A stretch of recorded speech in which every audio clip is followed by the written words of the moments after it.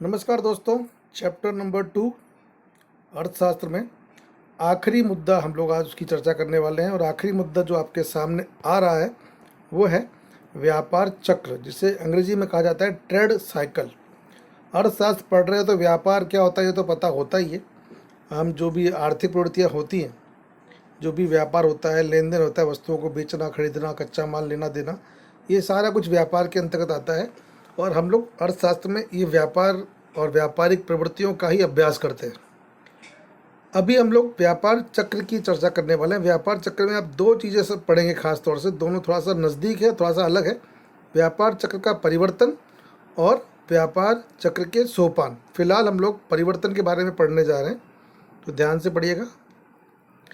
एक एग्जाम्पल दिया है, जिस तरह से हमारे स्वास्थ्य में परिवर्तन होता रहता है, ठीक उसी तरह से अर्थतंत्र में भी परिवर्तन होता है, जिसे 4 भागों में बांटा गया है।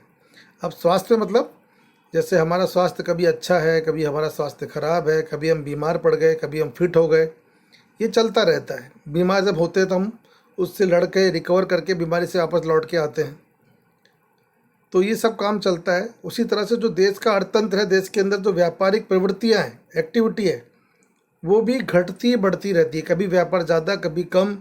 अब उसको 4 भागों में जो बांटा गया है, हम फिलहाल यहाँ पे उन 4 के बारे में बात करें। सबसे पहला है आकस्मिक परिवर्तन, अचानक आने वाला परिवर्तन जिससे व्यापार घटता या बढ़ता है। दूसरा मौसमी परिवर्तन, मौसम की वजह से व्यापार बढ़ रहा है या घट रहा है, तो उसको कहते हैं मौसमी परिवर्तन। दीर्घकालीन आर्थिक परिवर्तन, लंबे समय का परिवर्तन, आगे पढ़ने वाले इसके बारे में। और आखिरी है चक्रीय आर्थिक परिवर्तन। आपको ये चक्रीय वर्ड खास समझना है। चक्रीय मतलब कि गोल गोल चक्र, ऐसा परिवर्तन जो होता है फिर लौट करके वापस आता है। जैसे होता है चक्र के अंदर, चक्र जब गोल घूमता है तो एक जगह पे लौट कर फिर से आता है। उसी तरह से ये जो चक्रीय परिवर्तन है उसको खास ध्यान से समझना। अब हम इन चारों को विस्तार से समझ लेते हैं।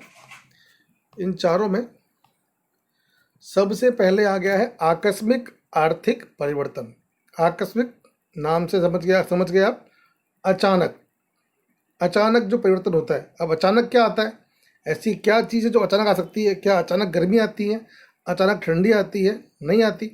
तो अचानक क्या आता है?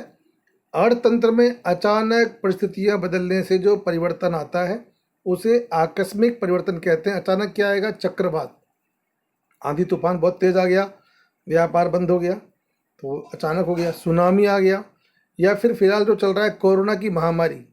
आप देख रहे हैं कोरोना की वजह से देश के अंदर व्यापारिक प्रवृत्तियां, उद्योग धंधे, काम, व्यवसाय, ज़्यादातर स्कूल कॉलेज, ये ज़्यादातर बंद हुए हैं अभी।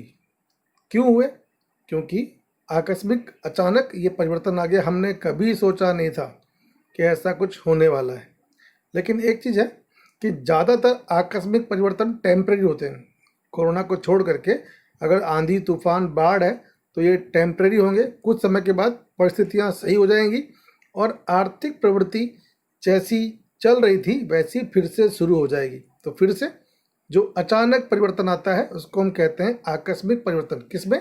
व्यापार में। सेकंड, मौसमी आर्थिक परिवर्तन। अब मौसमी आर्थिक परिवर्तन का संबंध मौसम से ही होगा। व्याख्या पे आते हैं।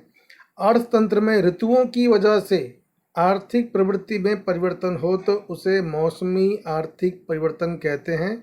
उदाहरण दिया है कृषि उत्पादन।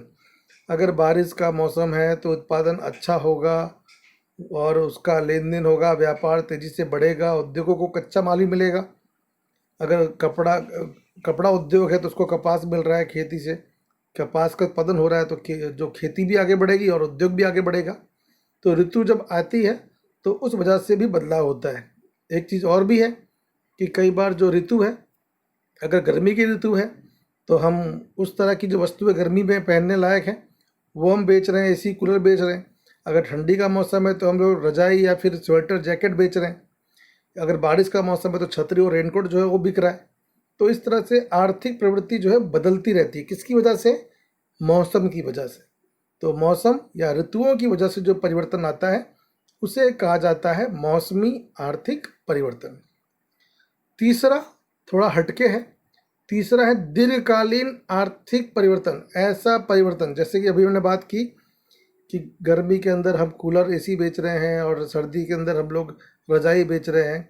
गर्मी फिर से लौट के आएगी, फिर से कूलर बिकेगा, सर्दी फिर से लौट के आएगी। लेकिन जो परिवर्तन दीर्घकालीन है, अर्थात ऐसे परिवर्तन जो एक सीधी लकीर में होता है, वो लौट करके रिटर्न परिवर्तन दोबारा नहीं होता और लंबे समय तक होता है, उसको हम लोग कहते हैं दीर्घकालीन परिवर्तन।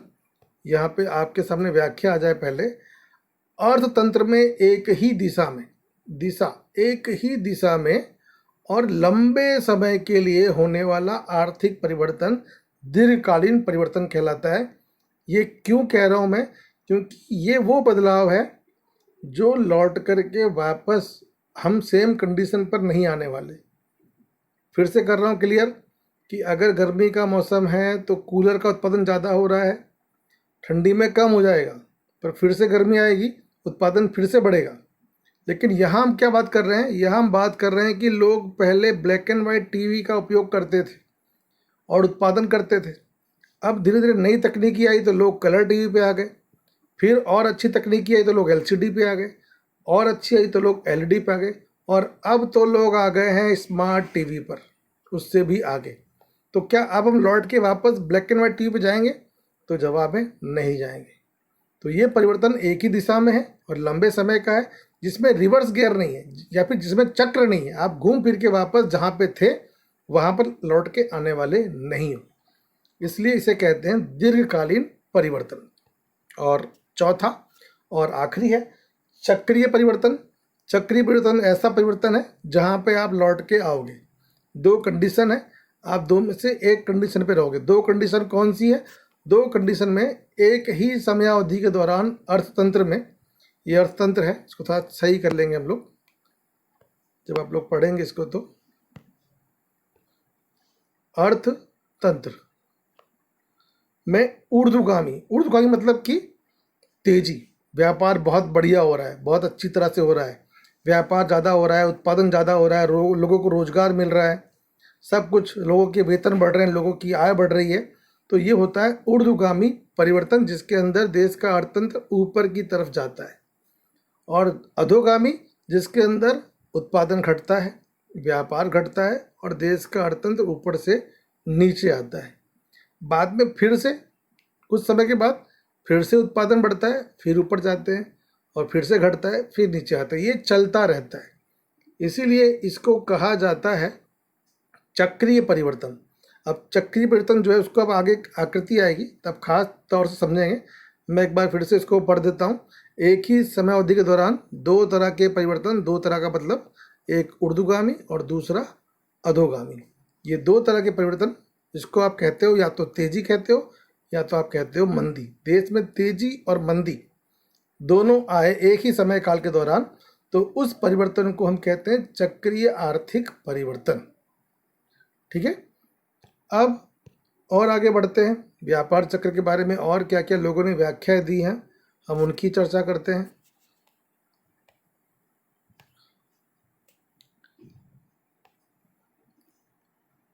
व्यापार चक्र की व्याख्या और सोपान, हम एग्जैक्ट लास्ट पेज पे आ गए हैं। चैप्टर 2 का जो लास्ट पेज है उस पे आ गए हैं।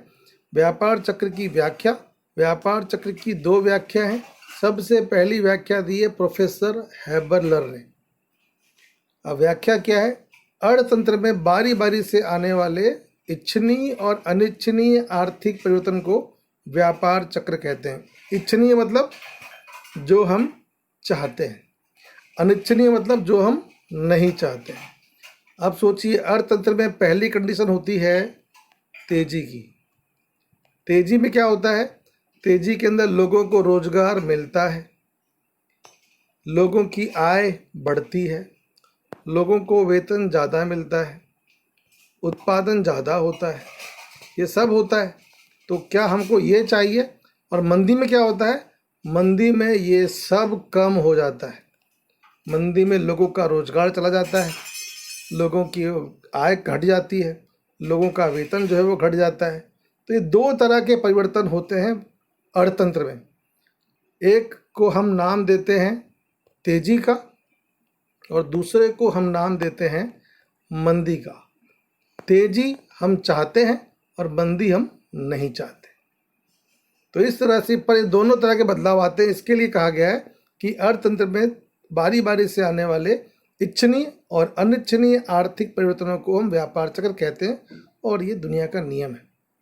तेजी है, मंदी है, मकान के भाव बहुत बढ़ रहे हैं, अचानक घट जाएंगे, फिर बढ़ेंगे, फिर घटेंगे। सोने का दाम 40,000 था 10 ग्राम का, फिर 60,000 हुआ, अब फिर से घट गया, फिर बढ़ेगा। तो ये तेजी और मंदी ये लगातार आते रहते हैं, जिसको हम लोग दो पार्ट में कहते हैं। तेजी मतलब इच्छनीय और मंदी मतलब अनिच्छनीय। इच्छनीय और अनिच्छनीय परिवर्तन जो है उसको हम कहते हैं व्यापार चक्र, ट्रेड साइकिल। दूसरी व्याख्या भी मिलती जुलती है। हॉट्रे की व्याख्या है व्यापार चक्र के इच्छनीय और अनिच्छनीय सोपान, इच्छनीय तेजी, अनिच्छनीय मंदी, ये आते जाते रहते हैं बारी बारी से, तो उसे हम कहते हैं व्यापार चक्र। अभी आकृति बाकी है आगे, वो खास समझनी है आपको, तो उसे हम कहते हैं व्यापार चक्र। ठीक है। अब व्यापार चक्र में क्या क्या चीज़ें होती हैं, व्यापार चक्र में क्या क्या सिम्टम, क्या क्या लक्षण होंगे। सबसे पहला कि अर्थतंत्र में आर्थिक उतार चढ़ाव आता रहता है। उतार चढ़ाव, उतार मतलब डाउन, चढ़ाव मतलब अप। अर्थतंत्र में अप डाउन आते रहते हैं। उत्पादन कभी लोग बढ़ाते हैं, कभी भाव बढ़ता है, कभी मांग बढ़ती है, और कभी लोग वस्तु खरीदते नहीं हैं तो उत्पादन घट जाता है और मांग जो है वो घट जाती है। एक चीज़ मैं और क्लियर कर दूं, आगे आएगी वो। दो तरह के सोपान होते हैं व्यापार चक्र में, एक इच्छनीय और दूसरा अनिच्छनीय। इच्छनीय मतलब तेजी, अनिच्छनीय मतलब मंदी। तीसरा, अर्थतंत्र में मांग और उपभोग के बदलाव की वजह से परिवर्तन होता है। ये जो तीसरा मुद्दा है ये आपको मैं आगे बताऊंगा आकृति में, कि आखिर में देश में तेजी और मंदी का मेन रीज़न क्या है। तो मेन रीज़न है लोगों की मांग। लोग जब वस्तु खरीदने के लिए बाहर आते हैं तब वस्तुएं बिकती हैं और उत्पादक उत्पादन करता है और देश आगे बढ़ता है। लोग जब वस्तु खरीदना बंद कर देते हैं या कम कर देते हैं तब मांग घट जाती है, और जब मांग घटेगी तब देश के अंदर मंदी आ जाएगी, और मंदी के अंदर भी बेरोजगारी आ जाएगी। आप सोचिए कि मकान बन रहे हैं, लोग मकान खरीद रहे हैं, तो हज़ारों बिल्डर को, हज़ारों कलर काम करने वालों को, हज़ारों कड़िया काम करने वालों को काम मिल रहा है। लेकिन जब लोग मकान खरीदना बंद कर देंगे तब मकान बनना बंद हो जाएंगे, और मकान जब नहीं बनेंगे तब बिल्डरों को, कलर काम वालों को, या कड़िया काम, या प्लम्बर, या लाइटमैन, किसी को काम नहीं मिलेगा। तो तेज़ी में रोज़गार मिलता है और मंदी में रोज़गार चला जाता है। आप क्या चाहते हैं? रोज़गार। तो क्या पसंद करेंगे? तेज़ी। तेज़ी इच्छनीय और मंदी अनिच्छनीय। परिवर्तन क्यों होता है? तो परिवर्तन होता है मांग की वजह से। मांग बढ़ेगी तो तेज़ी, मांग घटेगी तो मंदी। अगला और आखिरी मुद्दा है, उतार चढ़ाव समान समयांतर पर हो ये जरूरी नहीं। अगर साल में 12 महीने हैं तो 6 महीने तेजी रहे और 6 महीने मंदी रहे, ये जरूरी नहीं है। हो सकता है कि मंदी कम समय की हो, 4 महीने में ख़त्म हो जाए, या पॉसिबल है कि मंदी अधिक समय की हो, 8-10 महीने की हो, ये भी पॉसिबल है। तो कोई निश्चित फॉर्मेट नहीं है कि ये होगा और ये नहीं होगा। आप उसको बांट सकते नहीं, पर ये पक्का है कि अगर अभी मंदी है तो भविष्य में तेज़ी आएगी, पर कब आएगी, कैसे आएगी, कितनी तेज़ी से आएगी, ये हम नहीं कह सकते। और अगर अभी तेज़ी है तो ये भी निश्चित है कि आने वाले समय में मंदी भी आएगी। तेज़ी और मंदी ये चलता रहता है, लेकिन कब, क्या, कितना चलेगा ये आप नहीं कह सकते। अब एकदम आखिर में और पहुंच गए हम लोग। अब आपके सामने आने वाली है एक आकृति। ये आकृति आपके सामने आ गई है व्यापार चक्र की। व्यापार चक्र की ये आकृति है। अब व्यापार चक्र में इसकी शुरुआत देखिए कहाँ से, शुरुआत यहाँ से हो रही है। नंबर 1 लिखा है मैंने। सबसे पहले देश में तेजी है। तेजी मतलब कि सब कुछ अप है। क्या क्या अप है ये मैं लिख दूं। रोजगार लोगों को मिल रहा है, उत्पादन ज़्यादा हो रहा है, वेतन लोगों को मिल रहा है, और सब खुश है, सब सही चल रहा है।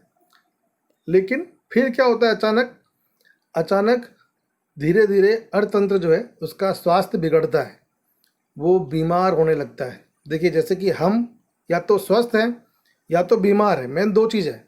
लेकिन इन दोनों के बीच में कंडीशन आती है कि आप स्वस्थ हैं, धीरे धीरे कमज़ोर पड़ रहे हैं, बुखार हल्का हल्का आ रहा है, और फिर बीमार हो गए और फिर बेड पे लेट लेट गए आप। तो बीच में एक आया कि आप स्वस्थ थे, फिर धीरे धीरे डाउन हुए और फिर बीमार पड़ गए। अब आप जब ठीक होंगे तब क्या होगा कि आप अचानक बीमार हैं और तुरंत ठीक हो गए आधे घंटे में, ऐसा नहीं होगा। जब बीमार हैं फिर धीरे धीरे आप स्वस्थ होंगे और फिर बिल्कुल स्वस्थ हो जाएंगे। तो इस तरह से 4 पार्ट हैं। अर्थतंत्र जब सबसे बढ़िया चलता है तो इसको हम कहते हैं तेजी। जब अर्थतंत्र धीरे धीरे बिगड़ने लगता है, आर्थिक प्रवृत्तियाँ धीमी होने लगती हैं, तो उसको हम लोग कहते हैं गिरावट। और जब अर्थतंत्र एकदम डाउन हो जाता है, आर्थिक प्रवृत्तियाँ लगभग खत्म हो जाती हैं, उत्पादन बंद हो जाता है, तो इसको हम लोग कहते हैं मंदी। और जब फिर से प्रयास करते हैं लोग, उत्पादक और सरकार, और अर्थतंत्र सुधार की तरफ जाता है, तो चौथा स्टेप आता है सुधार। और उसके बाद थोड़ा सा और आगे हम अच्छा प्रयास करते हैं, तब हम पहुंच जाते हैं तेजी पर।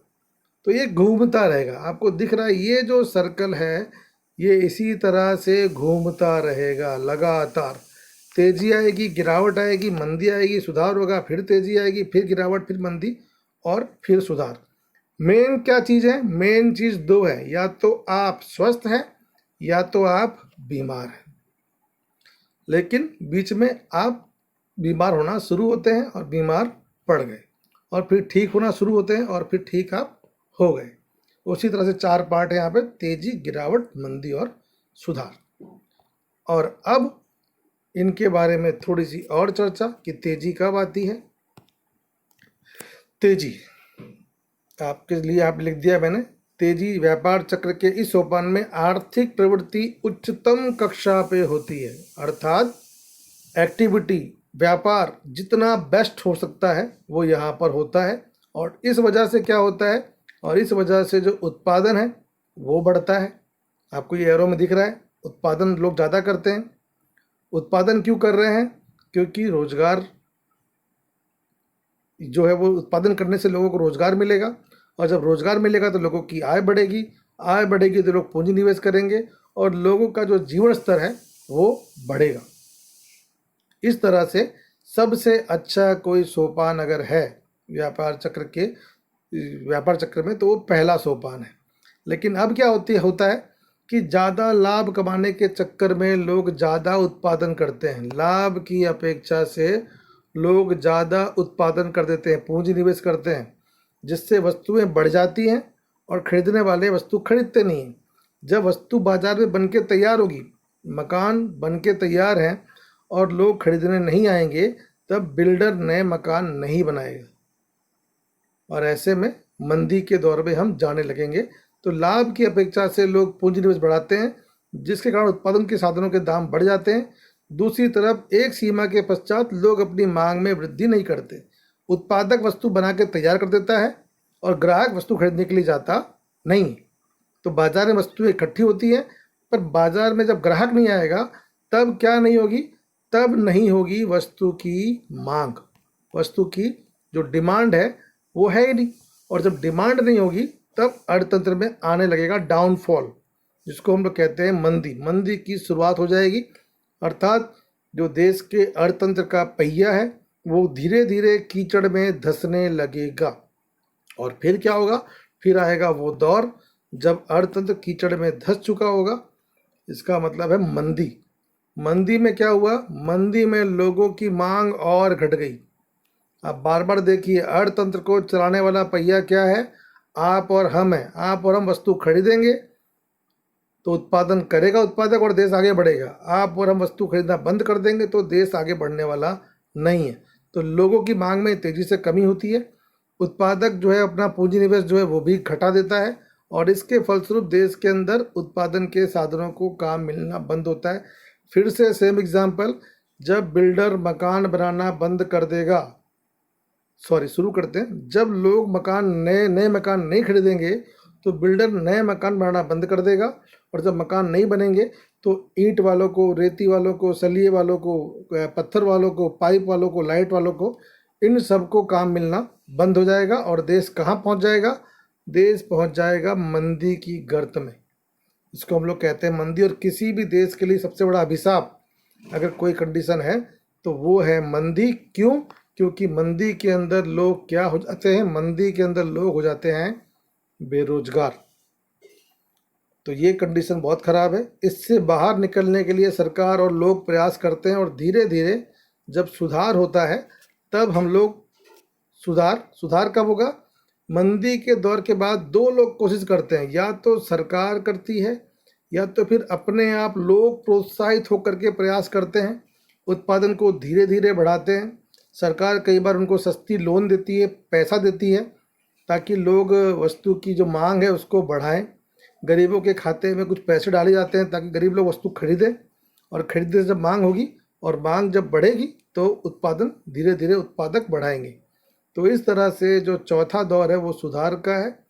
आप इस तरह से 4 भागों में बांट सकते हो। मैं एक बार फिर से बात कर लूँ इन चारों की। सबसे पहला है तेजी। तेजी में क्या होगा? मांग बढ़ेगी, उत्पादन बढ़ेगा, रोजगार बढ़ेगा, बेटर। अब बीमार होना शुरू हुए तो क्या कहेंगे उसको? गिरावट। धीरे धीरे आर्थिक प्रवृत्ति कम होने लग गई। कम पूरी नहीं हुई। कम पूरी कब हुई? कम हुई मंदी। मंदी में आर्थिक प्रवृत्ति लगभग बंद हो गई। सबसे निम्नतम, सबसे कम आर्थिक प्रवृत्ति कहीं होती है तो वो होती है मंदी में, और सबसे ज़्यादा कहाँ होती है? तेजी में।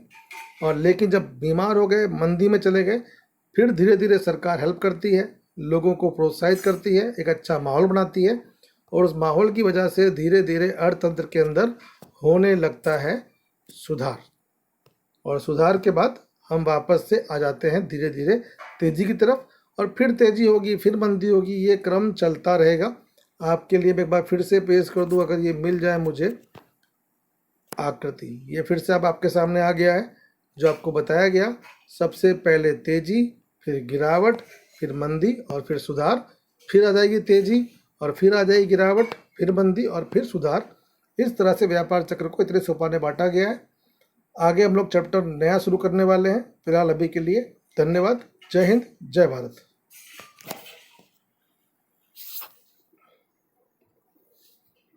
बहुत बहुत धन्यवाद। जय हिंद, जय भारत।